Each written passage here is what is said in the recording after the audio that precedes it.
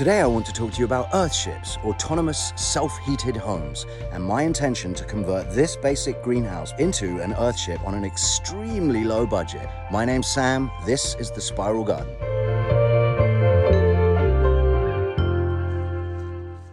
This little greenhouse is basically a hole in the ground with a south-facing window, and it's been really effective because it utilizes one of the main principles of an earthship by heating up a thermal mass in the back wall during the day, in this case stones, so that heat is fed back into the room at night.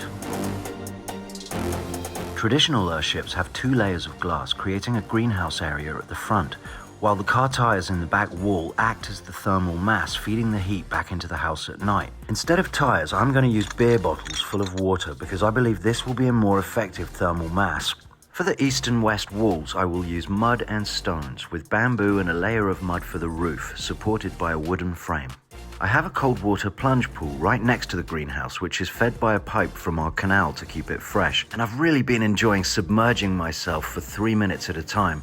But in order to take this to the next level, I intend to buy a log-burning stove for the earthship, on which I will be able to heat stones and create steam in there, enabling me to move between a sauna and a cold bath, the ultimate experience for those who wish to heighten their enjoyment of the winter months, commonly practiced in cold regions such as Russia, Finland, and Norway.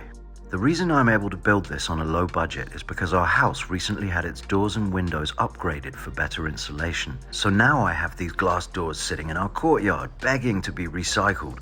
The only thing I need to buy is the wood for the frame and the surfaces, and of course the stove. 5 years ago, I built a stone house in the forest, and I did this without any experience whatsoever. I had a lot of fun creating it with my children, and we really enjoyed spending winter in there. It has unfortunately been vandalized by people since then, and it's no longer the amazing place it once was. But I have noted how the mud walls are still completely solid after all this time. Mostly I think because they are covered by the roof and don't get hit by the rain. On the inside walls, you can see I started to add an ash and water paste, which much like the mud walls has lasted incredibly well, and I intend to repeat this technique in my earthship. So I haven't had much experience building, but I believe it's enough. Stay tuned for regular updates.